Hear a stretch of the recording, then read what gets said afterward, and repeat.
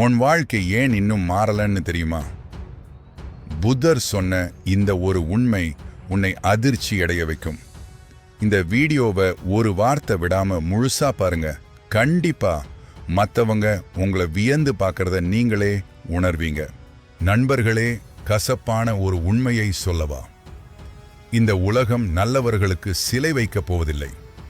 நீங்கள் அப்பாவியாகவே இருக்கப் போகிறீர்கள் என்றால் வெற்றி உங்களை விட்டு நிரந்தரமாக நழுவிவிடும் என்பதை இன்றே ஒப்புக்கொள்ளுங்கள். ஆம், இந்த உலகில் நல்லவனாக இருப்பது ஒரு குணம். ஆனால் கட்டுப்பாடு இல்லாத கருணை ஒரு மிகப்பெரிய பலவீனம். ஏன் நல்லவர்கள் ஏமாற்றப்படுகிறார்கள்? ஏன் உங்களுக்கு உதவி செய்தவர்களே இன்றைக்கு உங்களை கீழே தள்ளி பார்க்கிறார்கள்? ஏன்னா நீங்க சாமர்த்தியம் இல்லாமல் நல்லவனா மட்டும் இருக்கீங்க. அதிக கருணை கொண்ட மனிதனை இந்த உலகம் முதலில் பாராட்டும், பிறகு பயன்படுத்தும், இறுதியில் எரிந்துவிடும். இதுதான் கசப்பான உண்மை. இப்போது உங்கள் மனதிற்குள் என்ன தோன்றுகிறது? நல்லவனாக இருப்பதே முக்கியம் என்று நினைக்கிறீர்களா? அல்லது தந்திரசாலியாக இருப்பதே இன்றைய தேவை என்று உணர்கிறீர்களா? உங்கள் கருத்துக்களை கீழே கமெண்ட் செய்யுங்கள், விவாதிப்போம். ஒரு நாள் ஒரு மனிதன் மனதில் நிறைய காயங்களுடன் புத்தரிடம் வந்து நின்றான். அவன் கண்களில் தூக்கமில்லை, இதயத்தில் நிம்மதியில்லை. அவன் புத்தரை வணங்கி வலியோடு கேட்டான், ஐயா, நான் எல்லோரிடமும் நல்லவனாக இருந்தேன். முடிந்தவரை உதவி செய்தேன், கருணை காட்டினேன், நம்பினேன். ஆனால் இன்று நான் மட்டும்தான் உடைந்து நிற்கிறேன். என்னை பயன்படுத்தியவர்கள் மட்டும் நன்றாக இருக்கிறார்கள். நல்ல மனசு வைத்து வாழ்வதுதான் நான் செய்த தவறா? புத்தர் மெதுவாகச் சிரித்தார். அவரது பார்வை நேராக அவன் மனதை தொட்டது. அவர் சொன்னார், நல்லவராக இருப்பது தவறு அல்ல. ஆனால் எல்லோரிடமும் கருணை காட்டுவது ஞானம் அல்ல. இந்த ஒரு வரிதான் உங்கள் வாழ்க்கையின் மிகப்பெரிய மாற்றத்திற்கான தொடக்கம். ஏன் புத்தர் அப்படி சொன்னார்? நல்லவராக இருப்பதற்கும் விவேகத்துடன் இருப்பதற்கும் உள்ள அந்த மெல்லிய கோடு என்ன? இன்று நாம் பார்க்க போகும் இந்த வீடியோ உங்கள் அன்பிற்கு புதிய அர்த்தம் கொடுக்க போகிறது. நினைவில் வைத்துக்கொள், உலகிலேயே மிகப்பெரிய தவறு என்ன தெரியுமா? தன் கால்கள் தரையில் பாவாமல் ஆழத்தில் தத்தளிப்பவனை காப்பாற்ற குதிப்பது. இறுதியில் இருவரும் சேர்ந்துதான் மூழ்கி போவீர்கள். நிஜ வாழ்க்கையும் இதுதான். உங்கள் வேலைகளை விட்டுவிட்டு, உங்கள் இலக்குகளை மறந்துவிட்டு மற்றவர்களின் பிரச்சனைகளை தீர்க்க ஓடுகிறீர்களா? ஒரு கசப்பான உண்மையைச் சொல்லட்டுமா? அவர்களுக்கு தேவைப்படும் போது மட்டும்தான் நீங்கள் தேவையானவர். உங்களுக்கு தேவைப்படும் போது அவர்களுக்கு வேலை இருக்கும். நீங்கள் உதவி செய்யாத ஒரே ஒரு நாள் அவன் மாறிவிட்டான் என்று உங்கள் மீது பழி போடுவார்கள். இதுதான் உலகம். நீங்கள் மற்றவர்களுக்கு உதவி செய்கிறேன் என்று நினைத்து உங்கள் வாழ்க்கையையே அழித்து கொண்டிருக்கிறீர்களா? புத்திசாலித்தனமில்லாத கருணை உங்களை எங்கே கொண்டு போய் நிறுத்தும் தெரியுமா? வெற்றி பெறுவதற்கான அந்த 8 விதிகள். வாழ்க்கையின் உண்மைகளையும் வெற்றியின் ரகசியங்களையும் தொடர்ந்து கற்றுக்கொள்ள விரும்பினால் இந்த சேனலை சப்ஸ்கிரைப் செய்து எங்களோடு இணையுங்கள். உங்களைப் போன்ற தேடலுள்ள மனிதர்களுக்காகவே இந்த தளம் உருவாக்கப்பட்டது. தவற விடாதீர்கள் நண்பர்களே. வாருங்கள், வெற்றி பெறுவதற்கான அந்த 8 விதிகளை இப்போது பார்ப்போம். விதி எண் 1: முதலில் உன்னை நிலைநிறுத்து, பிறகு உதவி செய். இந்த உலகில் தண்ணீரில் மூழ்கிக் கொண்டிருக்கும் ஒருவனை காப்பாற்ற நீ தண்ணீருக்குள் குதிக்காதே. அப்படி செய்தால் அவன் உன்னையும் சேர்த்து இழுத்துச் சென்று மூழ்கடித்து விடுவான்.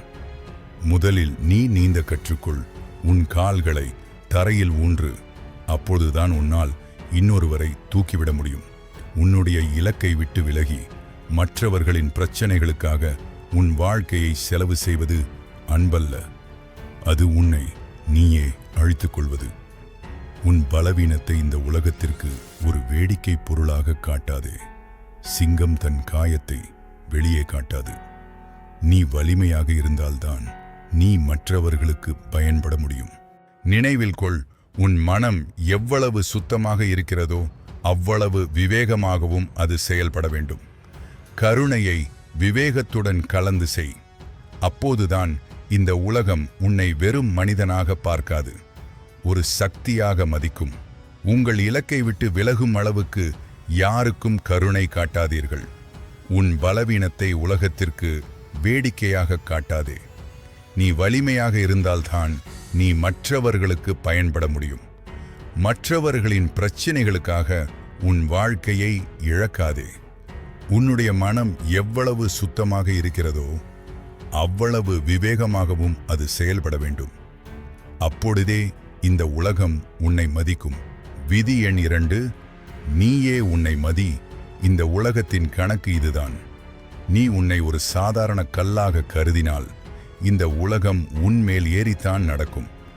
ஆனால் உன்னை ஒரு வைரமாக நீ உணரத் தொடங்கினால் உலகம் உன்னை தேடி வந்து பாதுகாக்கும். ஒரு உண்மையை சொல்லவா? உன்னை நீயே மதிக்காதவரை இந்த உலகம் உன்னை குப்பையைப் போலத்தான் பார்க்கும். ஞாபகம் வைத்துக்கொள், மரியாதை என்பது மற்றவர்கள் உனக்கு கொடுக்கும் பிச்சை அல்ல. அது உனக்குள்ளே இருந்து நீ மற்றவர்களுக்கு கொடுக்கும் கட்டளை. நீ உன்னை மதித்தால் மட்டுமே இந்த உலகம் உன்னை மதிக்கும். உன் மதிப்பு உன் கையில். விதி எண் 3, வார்த்தைகளே உன் ஆயுதம். ஞாபகம் வைத்துக்கொள், உன் வார்த்தைகள் வெறும் காற்று அல்ல, அவை உன் ஆயுதம். நீ எவ்வளவு தேவையில்லாமல் பேசுகிறாயோ அவ்வளவு உன்னுடைய மதிப்பை குறைத்துக் கொள்கிறாய். மௌனம் உன் பலம். நீ பேசும் வார்த்தைகள் உன் தாக்குதல். எப்போது பேச வேண்டும், எப்போது மௌனமாக இருக்க வேண்டும் என்று தெரிந்தவனே இந்த உலகின் ராஜா. சும்மா பேசுவதை நிறுத்து. உன் வார்த்தைகள் எதிரில் இருப்பவன் மனதில் கூட அதிர்வை ஏற்படுத்த வேண்டும். நீ பேசும்போது உலகம் கேட்க வேண்டும். விதி எண் 4, உலகத்தின் சுயநலத்தை ஏற்றுக்கொள். இந்த உலகம் சுயநலமானது. இதை உணராதவரை நீ ஏமாளிதான். உன்னிடம் பலம் இருக்கும் வரைதான் உன்னை சுற்றி கூட்டம் இருக்கும்.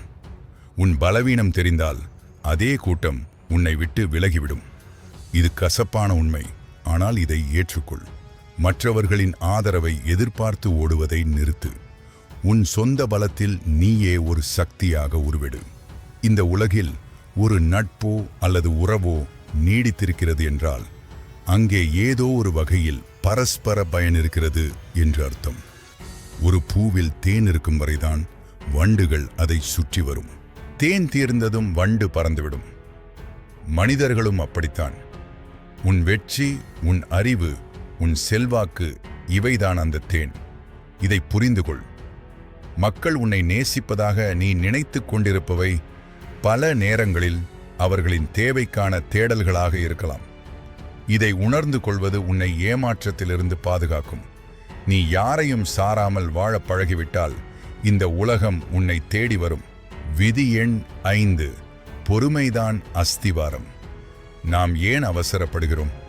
வெற்றி சீக்கிரம் கிடைக்க வேண்டும் என்ற பேராசையினால். ஆனால் அவசரத்தில் எடுக்கும் முடிவுகள் எப்போதும் நஷ்டத்தையே தரும். தண்ணீரில் தத்தளிக்கும் ஒருவன் சீக்கிரம் கரையேற வேண்டும் என்று கையில் கிடைப்பதை பிடித்துக்கொண்டு கீழே இழுபடுவானே? அதுபோலத்தான் வாழ்க்கையில் பொறுமையின்றி முடிவெடுப்பவர்கள் தங்கள் அழிவை தாங்களே தேடிக்கொள்கிறார்கள். அவசரம் உங்களை சுருக்குமே தவிர உயர்த்தாது. வெற்றியை துரத்தாதே, அதற்கு தகுதியானவனாக மாறு.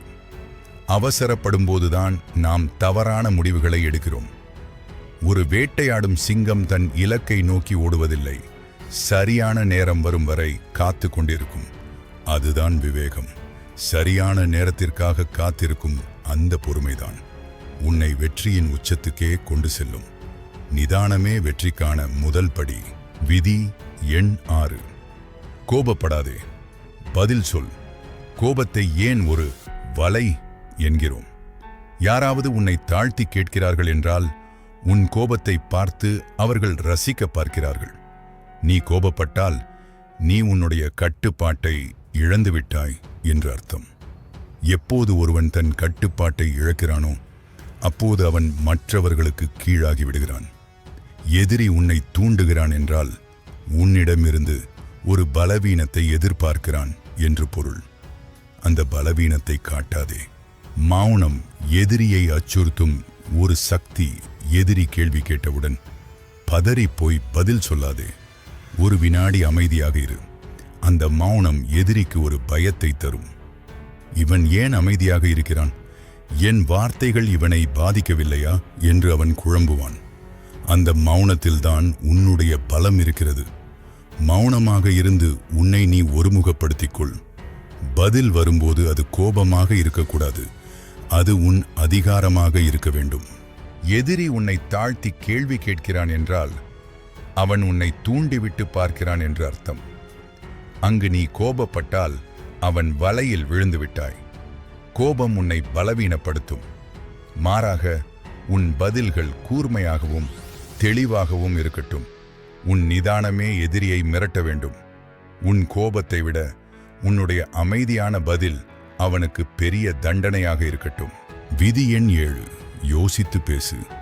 நீ அதிகம் பேசும்பொழுது உன் ரகசியங்கள் வெளியே தெரிகிறது. உன் பலவீனம் வெளிப்படுகிறது. உன்னுடைய மதிப்பு குறைகிறது. ஆனால் நீ மௌனமாக இருக்கும்போது அடுத்தவர்கள் உன்னை பற்றி பயப்படுவார்கள். மௌனம் என்பது வெறும் வாய்மூடி இருப்பது அல்ல. அது எதிரில் இருப்பவரை உங்கள் ஆளுமைக்குள் வைத்திருக்கும் ஒரு கலை. குறைவாக பேசுபவன் சொல்லும் ஒவ்வொரு வார்த்தையும் உலகத்தினால் கூர்ந்து கவனிக்கப்படுகிறது. நீ உதிர்க்கும் வார்த்தைகள் வில்லிலிருந்து புறப்பட்ட அம்பு போன்றவை.